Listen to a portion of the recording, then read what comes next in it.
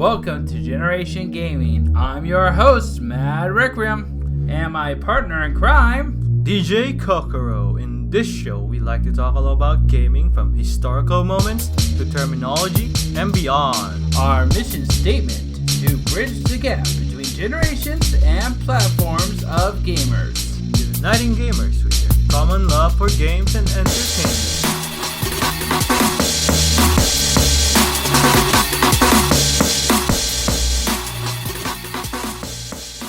Today on our show, we will be covering role-playing games. Our guest speaker is Thespis Viridian, a local DM and student at Las Positas. Hello, I'm Thespis Viridian, and I'm happy to be here with you guys today. Alright, our mission's objectives is to start with D&D. We will cover the following: why D&D was made, what is RPG, what are common terms, how has D&D influenced the RPG world, our opinions on the best made RPGs and choosing your RPG for your class, and finally, crafting the non-violent RPG alternative. However, this is a casual gaming talk show, so more portions may run long. Others may have to wait for our next airtime. But first, the interview with our guest host. Thespis, what is your experience with Dungeons & Dragons, and what is a Dungeon Master? Well, I've been playing Dungeons & Dragons on and off for the past several years. I started with a very brief stint as a player in 4th Ed before moving a year or two ago to playing first Pathfinder, then going to 5th Ed, then mainly playing in Pathfinder, which is where I started doing Dungeon Mastering, which is basically sort of the what would be the best way to play it is game programmer for video game terminology. Basically, I am the writer and creator, and I shape the world that my players are adventuring in. So, like a novelist, you could say. Wait, so you commented about Pathfinder. Can you elaborate with that? Pathfinder, or as some people call it, Dungeons & Dragons 3.75, is a role-playing role-playing game that literally is the descendant or cousin of Pathfinder. Of Dungeons & Dragons. Sorry, I'm getting my words. So Pathfinder is like older than Dungeons & Dragons? No, Dungeons & Dragons came first. Pathfinder is a spin-off. Oh, okay. Like with the television show. They split off after 3.5 when 4th Ed came around. There was 4th Ed, and then Pathfinder did its own thing. Which, Paizo, who created Pathfinder, did its own thing. So that's the difference. As I said, Pathfinder is very closely related to Dungeons & Dragons 3.5. That's why some fans like to call it 3.75. Okay. Do you prefer overusing a map or a module versus a theater of the mind? My games personally that I run are theater of the mind. I have created essentially the world and the basic idea of what the world is like, but a lot of it is theater of the mind. I describe it to them, and there's no map for them to follow, and there's no pre-written module. Though I am possibly going to be exploring the idea of using a module when I break into DMing 5th Ed at some point in the near future. So, you said like you started like experiencing like being a DM like some years ago. Then what inspired you to be you want to play as a DM instead of like the player, the normal ones? Critical Role mainly made me want to do it, and plus I'm a storyteller, and I wanted to invoke that with my storytelling, and that's really why I started and really went that route instead of continuing playing. Though I do love playing actually with my group that I play with.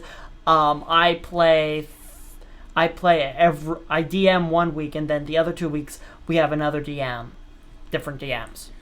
So, Thespis, tell me, what would you suggest for someone who's just getting into being a DM? A theater of the mind, or go to a module until they're ready?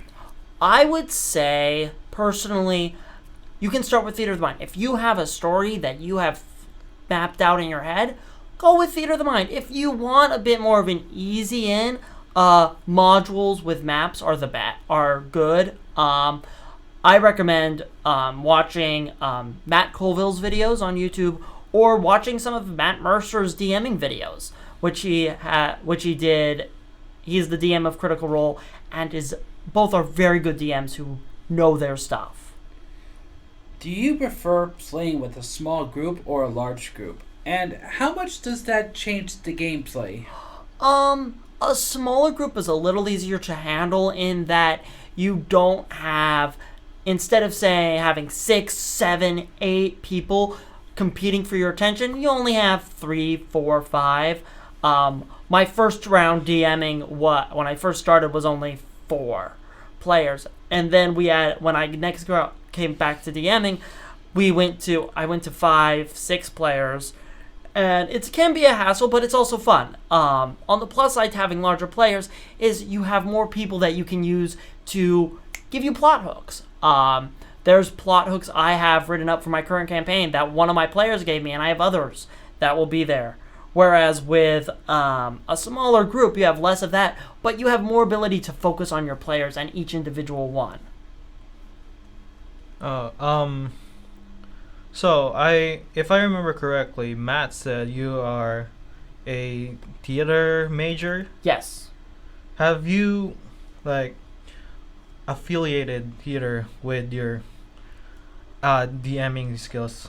Oh yes, actually a lot, because, and you're seeing a bit of an example of it right here with me doing this accent, because when I DM and I do when I DM, I personalize the NPCs by doing character voices. Like, for example, for a merchant who's very, very wealthy and very has a sort of air to him, I sort of lean back and I take on a voice, and it's very je ne sais quoi. Whereas, for a more villainous character, I would do something else. Do you even take on the opposite sex as well? Yes, I do, actually.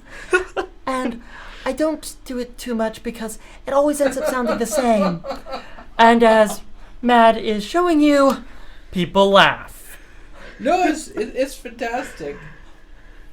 God, I can't really focus because... Sorry about that. I threw that at you unawares. Oh, God. Oh. Sorry. What is the benefit of player versus being a DM? Okay. Like, playing a player versus playing a DM. Okay. The fun part about being a player is that you focus on your character. And you're building this character, and you're shaping how he is in the world. I play, in one of my games, this half-orc ranger, and exploring his story and going through his...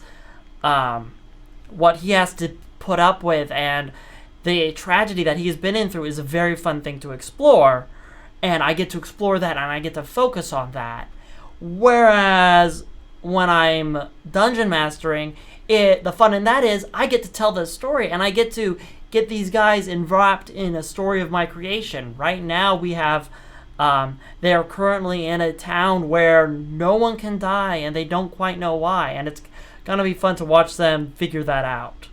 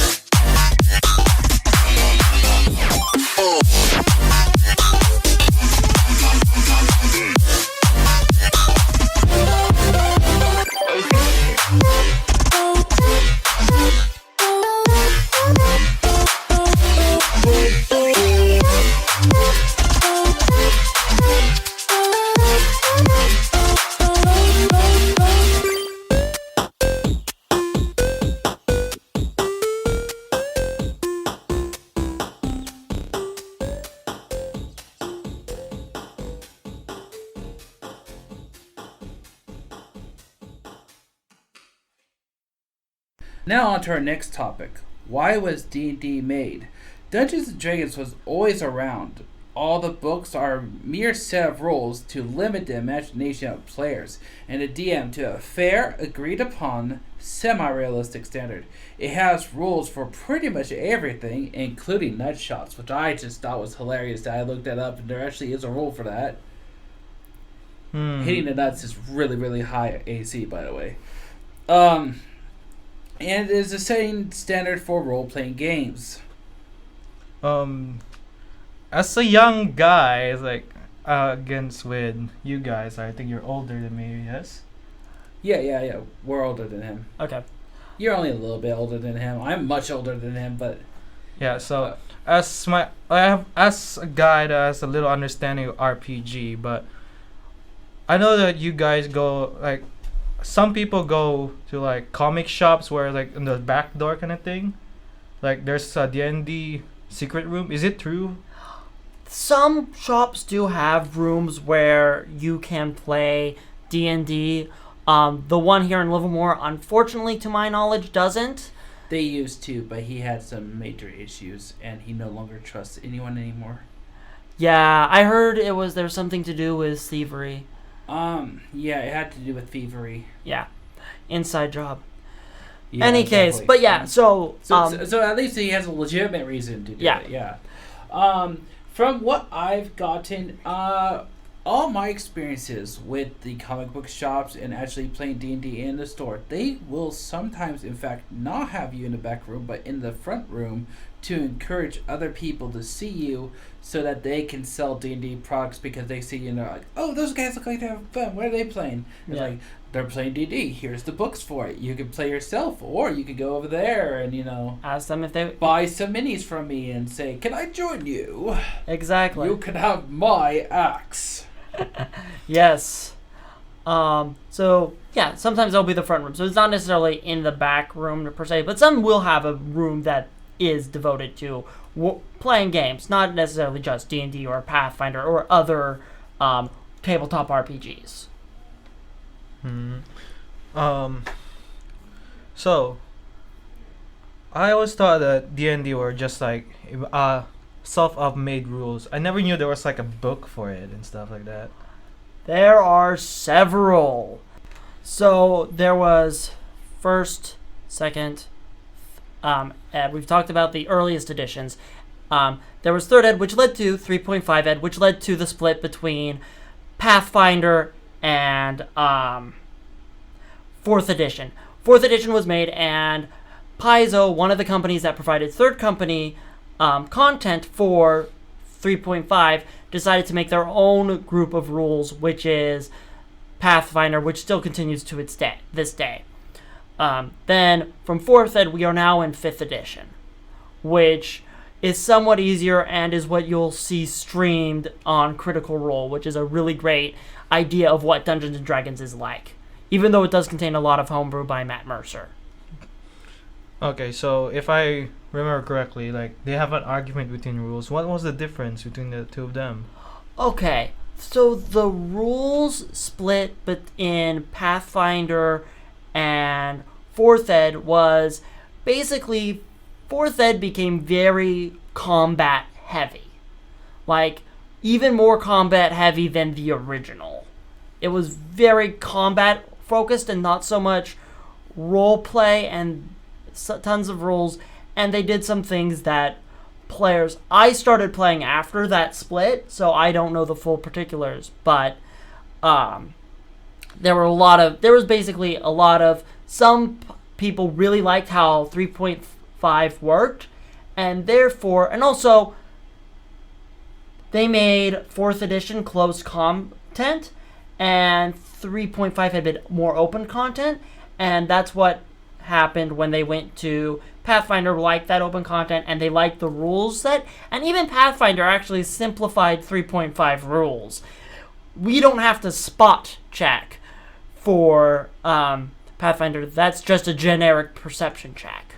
So tell me, Thespis, why should I choose to go out and play D&D or Pathfinder instead of a hack and slash game on the Game Boy or the PlayStation? What's the difference? What does the role-playing aspect of D&D add to the game? It gives a lot of socialization. It makes people more comfortable with each other. You hear lots of stories, great stories about how people used to be more shy or quiet, and being able to change themselves and become these characters gives them this opportunity to, I'm looking for the right word here, to express and bring themselves out of their shell and eventually... Be more confident? Exactly. It's something very similar to what theater does for a lot of people, or the arts. It's a form of expression, and it's very valuable, and I think a lot of people don't realize that, seeing it as what some people consider this hokey voodoo type deal. It's like some people would come and it's like, you're just being crazy, you're just running away from responsibilities. Or satanic. Oh, satanic. Some people think that we're creating these great rituals. No. Characters in the game might do stuff that is slightly worshipy of devils that, but it's not really what the players believe. No, really? We're not summoning demons and devils and stuff. You're not demons and devils? Can you explain tieflings then? That is an entirely different story. I know, I did just to spite you. A tiefling would be a person who has demon or devil lineage, but they tend to actually be good heroes. Yes, they tend to be good aligned. Partially and did 5th edition make them so a they're actual like, base race now? They're base race, yeah, they're core. So they're like anti-heroes then? Yeah, exactly. They're like anti-heroes. Sometimes. It depends on the player's personality. They're more like Nightcrawler. They can actually be heavily good religious people who just unfortunately happen to have look lineage. like the devil. Yeah. Ooh. Yeah. Which is a discussion of alignment, which we could go on for days. Oh, we could go on for days. In fact, I want to do a discussion of alignment, but that will be saved if we need filler in the end. Can we move on to more discussion? So, there is certain classes... Oh, did you have something? Just go. There is certain jobs and positions that you can have for all these classes. Now, how do you feel that these classes are represented in video games versus being able to play them yourselves? I mean, do you feel that the computers drop something, or do you feel that most RPG games actually capture the classes right? It really depends on the game. I mean, there are a lot of your standard, what we consider Western RPGs, tend to be a bit, when it comes to classes, you have your fighter, your thief, and your wizard, your mage. Those are the three basic things that most RPGs, like, say, Skyrim, will let you do. There's not as much of the variety. So you don't really often get to play as a paladin or a druid or even a cleric. Though you do sometimes see characters that could fall in the cleric. Unless we're talking WoW, which is, again, subject we could go on for days. All right, so you're saying to me that video game RPG games are limited and kind of suffocating, and then even tabletop you can imagine your own character to the smallest of detail. Yes? To an extent, yes. I mean, you have much more customization on what your character looks like, for one thing. Ah. Speaking of customization, which do you feel is a much more important aspect to keep in the RPG system? Customization, be able to completely edit your character at will, or storyline that is what's it called? Evolving. Engaging storyline? Engaging storyline. I think if we're talking video games, it's always going to be the engaging storyline. I'll accept the less customization, the less round full-length classes, because we can go into ages about the different classes. If you look at what the Pathfinder lists of classes are, it's like we could write a book on it. Whereas opposed to you have, which is one of the nice things in a way about video games, is that it streamlines. While, yeah, you don't get the variety in classes, and admittedly, it tends to be sometimes a bit more solitary experience. Again, exceptions are made for MMORPGs. But at the same time, you have hopefully, an engaging storyline. If you don't have the engaging storyline in an RPG video game, what's the point? Dude, it's a failure. Exactly. RPGs need to have a good storyline. And then with tabletop, I think having the ability to customize is great. But again, it's up to the DM to make sure you have an engaging storyline to follow.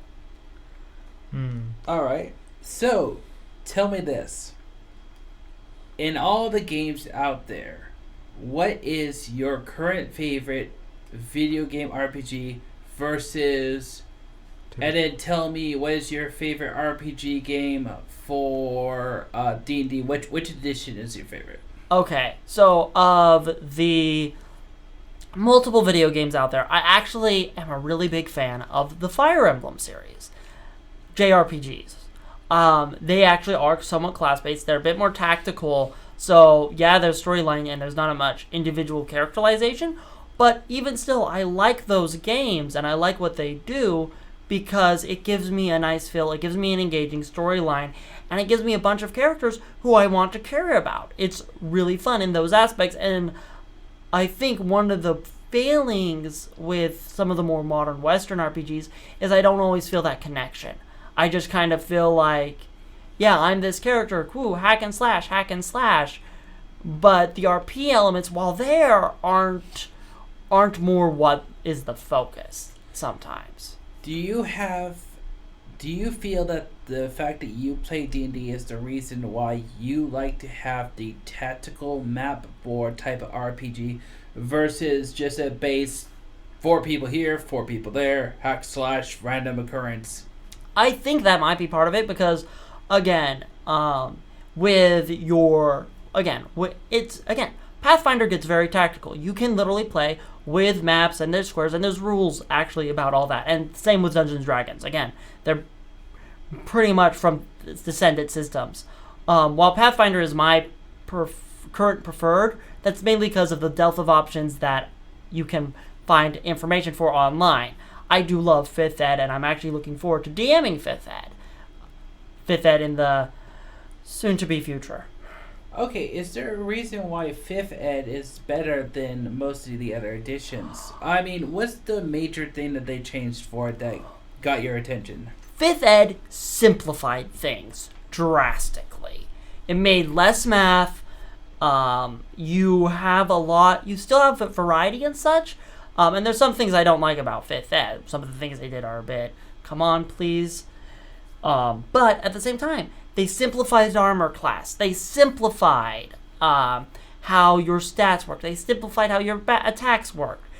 They simplified a lot, and it made it easier and more accessible for people coming into Dungeons and Dragons to understand, and into tabletop role-playing RPGs to understand.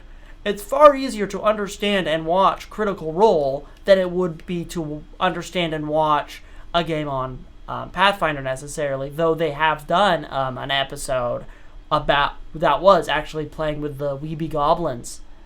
Pat. Okay, so you said it's like fifth gen is Fifth edition. Fifth edition. My bad. Has it's easier, yes. So, if my understanding, I like in D&D, there's like a map, right? There can be, yes. It again depends on your DM. DM. A map is often used for battles, but yes.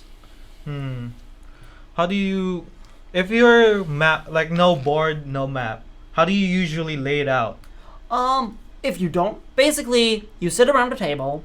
If let's say the three of us are playing, and I'm the DM, Okay. I'd be sitting at the head of this table, and you two would have your little bag of dice and your character sheets. That is literally all you need to play Dungeons and Dragons. You don't need a map. And I would tell you the story, and I would describe things to you, and I would and you guys would interact with me as the thousands of NPCs, where I'm playing everything from allies to enemies. Oh. So it's almost like what you think of Pokemon, but kind of.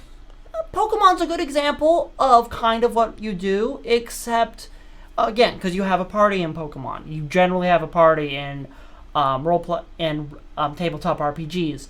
Though you can actually do a few solo adventures. Those do exist. So it's just a one-on-one between the DM and the single player then. Exactly. Though those Doesn't that feel awkward? It can be, but sometimes if that's what you have, that's what you have. I generally suggest you have at least 3 players that are not the DM. I like 4. I like 5. I play with 6. Oh, damn, that's big. Do you even remember everything? Every detail as a DM? I keep notes. You have to keep notes as a DM and as a player. Alright, so I feel that this is the time that we should talk some common terminology, because people get lost unless if we explain things.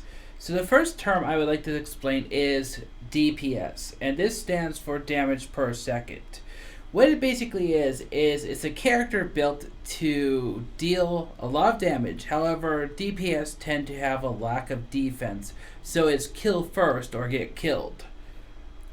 So in Dungeons and Dragons, does it affect the way how like the usual DPS are? A DPS character in Dungeons and Dragons would probably be your mage. Mages, you could argue the rogue or a monk actually does have a bit of the DPS, though the monk can actually be a pretty tanky character. So I wouldn't necessarily the monk, but they tend to be generally. It's actually weird. Your mages would tend to be that. Do they need protection though? Yeah, mages cannot generally wear armor, so yes. So do you, during the D&D role playing, do you suddenly would say, as the DM would say, "Oh, your mage has been attacked"? Does it? Do you do that or something else? It would be more like this. I would say, roll for initiative to start an encounter. A roll for initiative? Yes, you take a d20, which again is a one dice, 20 sides. Yeah, 20-sided dice. And what does the 20-sided die represent? It represents your luck, essentially. It would be the luck stat in, say, Fire Emblem, which is the best analog I can use. You'd roll a d20, and depending on how high you get and whatever modifiers you have, for initiative, that sets out an order. And then I tell you guys what you are up against. Or you might see the animal first, or some variant thereof, and then you'd learn what you're up against. And then the combat would begin. And then I would say, let's say we have goblins you're fighting. Yeah. I say, enemy goblin number 1 is going up to Maddie, and stabs him with its spear. and then I would roll the attack roll, and then I would say, what's your AC? 15. And if I rolled lower than a 15, let's say I roll a 10, and the goblin has a 2 plus 2 to its strength, that doesn't hit his AC, so it misses. Oh, so that's how you attack then. Yes. That's how the combat portion of the game works. Okay, so for the next guy, tank. Yeah, go ahead.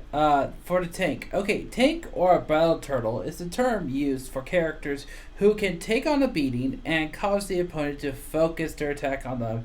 Now, I have a question. I know how it works in video games, but is there any way for the tank to distract the opponent in a D&D game? I'd have to check the rules on that. I mean, in theory, if you were a barbarian or a paladin or a monk, which would be are generally the more tanky classes, or a cleric, actually. Clerics can be pretty tanky. Mm. One of the more tanky classes, which are generally your paladins, your fighters, your monks, your barbarians, because they can wear armor, and you maybe if you gave them a bardic ability, you might be able to, but it took a level in bard, and they were mainly that though. That'd be the only way I could see it. There's actually a battle tactic to do it. Okay. It's called a distraction, or you roll Intimidate, and your Intimidate has the ability to make someone to attack you. Okay, so Bard only has diplomacy to Right. make people go away. The short version is I'm not sure, and I'd have to check up the rules, All right. as I said. So that's a pretty easy explanation of a tank and the DPS. So we got our damage dealer, we got the person who prevents damage from the Yeah. team. What about support classes and healers, people who make sure that you stay alive and buff your team? You have your clerics, you have your bards. Those are the two biggest ones to have. Paladins, which I mentioned earlier, are nice, as are druids. Those are like the top 4 that serve generally in more Healy roles. Tend to heal in Healy roles. The bard is your jack of all trades. He can be a damage dealer, but he's not the best. He can be your healer, but clerics do it better. He can be, he's best at buffs though, because he literally will sing and inspire someone, and they get a +1 to their attack and attack rolls. So, okay, so, yeah, we are talking about supports, yes. So, in my understanding, now that we're talking about supports, so each character has HP, yes? Yes. But how do you decide on how much HP you have in a tabletop D&D? Partially rolling, actually. Basically, each class has a hit die associated with it, and certain race also get a racial hit die. But for the purposes of our conversation, we're just going to focus on player characters, which means they get a class hit die. This can be a D12, which is your barbarian. A lot of them are D10s or D8s. Okay, so in order to hit the person's health, is just to roll that number for the dice? Well, to determine a player's health, Uh-huh. like first level, they get the max on their hit die, plus their Constitution modifier. You always add the Constitution modifier. So if I have a character of a certain level, a certain ability score, and that ability score, ability score on my Constitution, and let's say that gives me a +1 ability modifier. That ability modifier gets added to the max. So let's say I'm a fighter. That's a D10, a 10-sided die. Okay. 10-sided die. I get a 10-sided die +1 for my first level HP. And then I would roll a D10 every time I leveled up in fighter to see and then add that +1 and see what my HP was. Okay. And that's how HP is determined. To deal damage, first they must hit the hit class, armor class, which is basically the level of your armor plus your dexterity bonus. Your stats. Basically, what your armor gives you plus your dexterity. The formula is 10 plus armor plus shield plus plus armor bonus plus shield bonus plus your dex bonus. So there's and still a few lot other of things. addition and subtraction, yeah? That is from Pathfinder. That's straight from Pathfinder. Okay. In that description, and all that added together becomes your AC. So like when I did the example with Mad, he said 15 when I asked him what his AC was, and that means his character, depending on what his character was, might has a 15 DC. That includes armor. That includes their dex score. Might have a high dex score and not so great armor. Okay.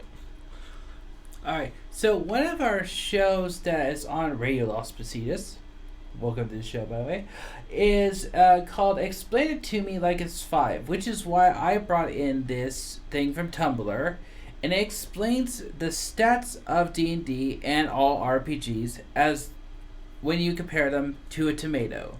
Strength is the ability to crush a tomato. Dexterity is the ability to dodge a tomato. Constitution, or con, is the ability to eat a rotten tomato. Intelligence is knowing a tomato is a fruit. Wisdom is knowing that a tomato doesn't go in a fruit salad. And charisma, which is very close to my heart, is the ability to sell a tomato-based fruit salad. This is continued by someone else posting saying, wouldn't a tomato-based fruit salad be salsa? In which case another person responded, I found the bard, which is the highest charisma class character. Yes, it is one of the strongest classes that uses charisma. Another would be the sorcerer, which is essentially a mage. What is the difference between a sorcerer and I believe it's called a wizard? The difference between sorcerer and wizard. A wizard has to actually learn their spells. Their highest rank highest skill should be in intelligence. Sorcerers are natural magic users.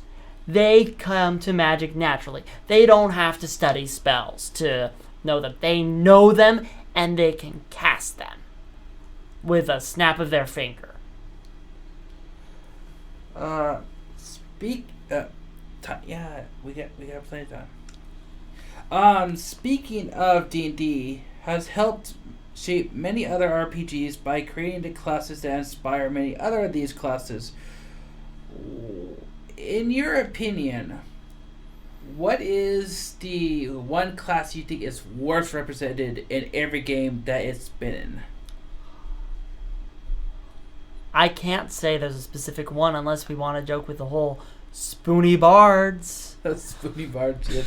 Actually, Edward plays really well in that game. Give me a second.